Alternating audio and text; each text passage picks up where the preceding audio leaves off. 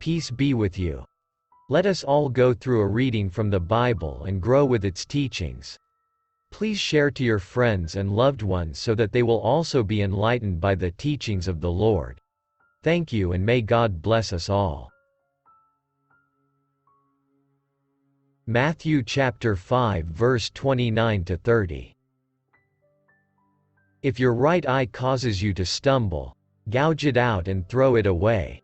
It is better for you to lose one part of your body than for your whole body to be thrown into hell. And if your right hand causes you to stumble, cut it off and throw it away. It is better for you to lose one part of your body than for your whole body to go into hell. What does this mean?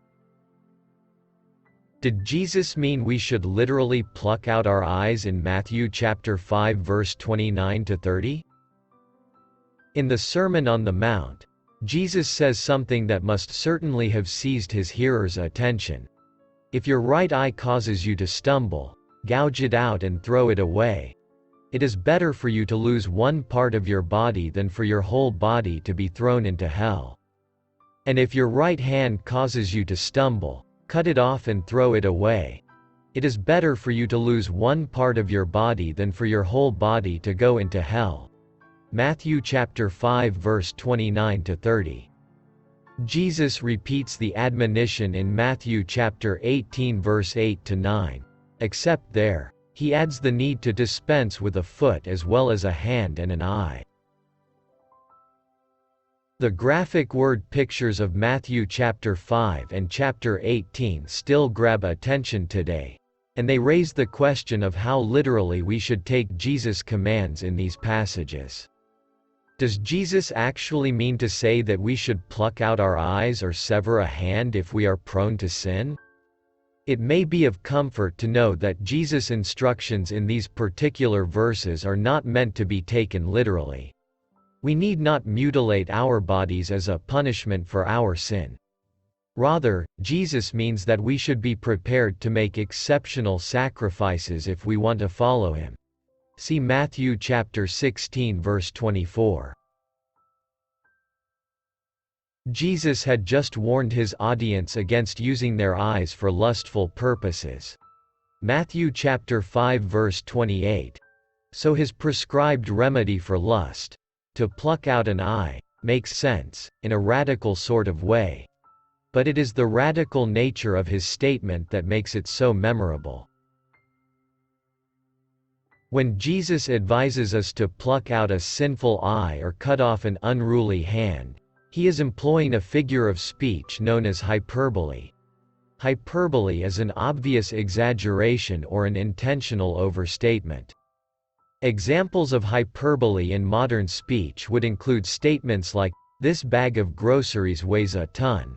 I've been waiting forever, and everyone knows that." The Apostle Paul uses hyperbolic language in Galatians chapter 4 verse 15.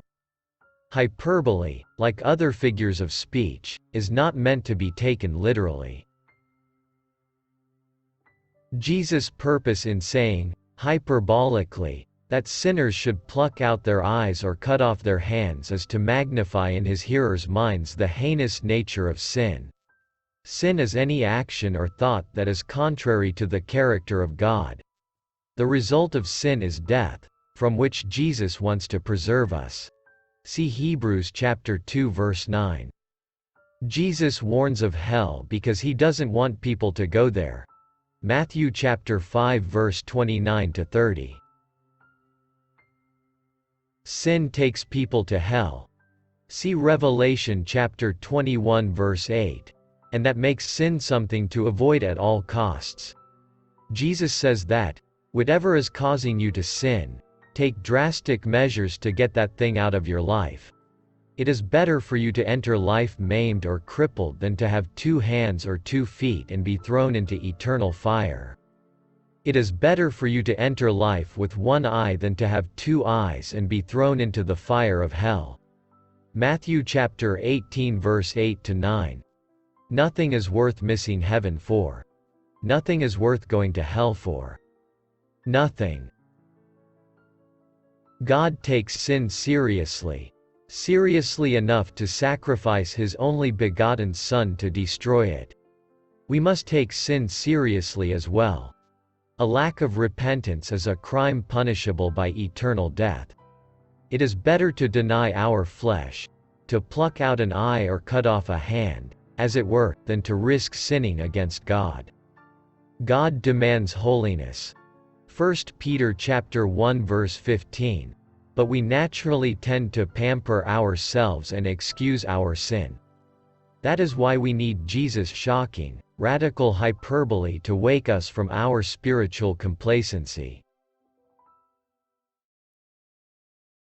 Please help spread the word of the Lord by sharing this video. Again, thank you and may God bless us all always.